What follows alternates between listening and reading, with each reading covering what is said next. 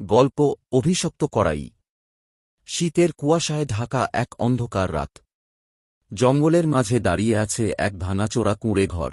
চারদিকে শুধু শুকনো ডালপালা আর শোকের মতো নিস্তব্ধতা। গ্রামের মানুষ বহু বছর ধরে এই জায়গা এড়িয়ে চলে, কারণ এখানে থাকে কালোমুখ ডাইনি, যে নাকি মানুষের আত্মা দিয়ে ওষুধ তৈরি করে। সে রাতটা ছিল অমাবস্যা। কুঁড়েঘরের সামনে ধোঁয়ার কুণ্ডলী পাকিয়ে উঠছিল এক বিশাল লোহার কড়াই থেকে। কড়াইটার ভেতর লালচে আলো জ্বলছিল, যেন আগুন না, কারও রক্ত ফুটছে। ডাইনি কড়াইয়ের সামনে দাঁড়িয়েছিল। তার মুখটা কুঁচকে শুকনো, চোখ দুটো গর্তের মতো কালো, দাঁতগুলো ধারালো ছুরির মতো বের হয়ে আছে। লম্বা নখওয়ালা হাত দুটো কড়াইয়ের উপর ঝুঁকে আছে, যেন কিছুকে ডাকছে। হঠাৎ কড়াইয়ের ভেতর গুড়গুড় শব্দ হল। ডাইনি ফিসফিস করে বলল, আর একটু, আর এক ফোঁটা আত্মা, তাহলেই আমার শক্তি ফিরে আসবে।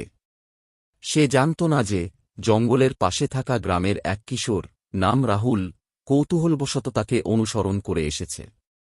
দূর থেকে সে সবকিছু দেখছিল, কিন্তু তার পায়ের নিচের শুকনো ডালটা আচমকা মচাক করে ভেঙে গেল। ডাইনি থেমে গেল। তার গলা থেকে বের হল কর্কশ হাসি। হা হা হা, কে এলে আমার অতিথি হয়ে? রাহুল দম বন্ধ করে দাঁড়িয়ে থাকল। এক মুহূর্তে ঘন কুয়াশার ভেতর দিয়ে ডাইনি লাফিয়ে তার সামনে এসে দাঁড়াল। তার নখ রাহুলের মুখের দুই পাশ ছুঁয়ে গেল। তোর আত্মাটা ঠিকই লাগবে, অনেক শক্তিশালী। রাহুল মরিয়া হয়ে পিছিয়ে গেল।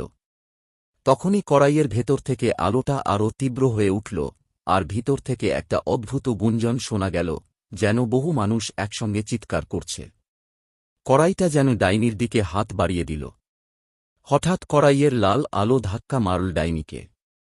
সে ভয় পেয়ে চিৎকার করল, না, আমি তোমাদের মালিক, আমার কথা মানো।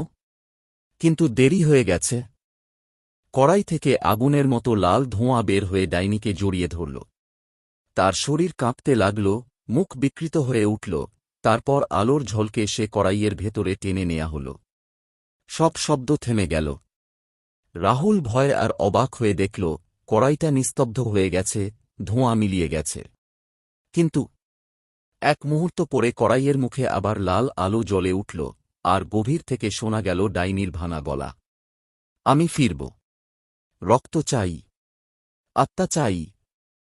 রাহুল দৌড়ে পালিয়ে গেল। কিন্তু কড়াইটা এখনো নাকি সেই জঙ্গলে আছে। আর অমাবস্যার রাতে ধোঁয়ার ভেতর দিয়ে শোনা যায় ডাইনির সেই নিঃশ্বাস, আমি এসেছি।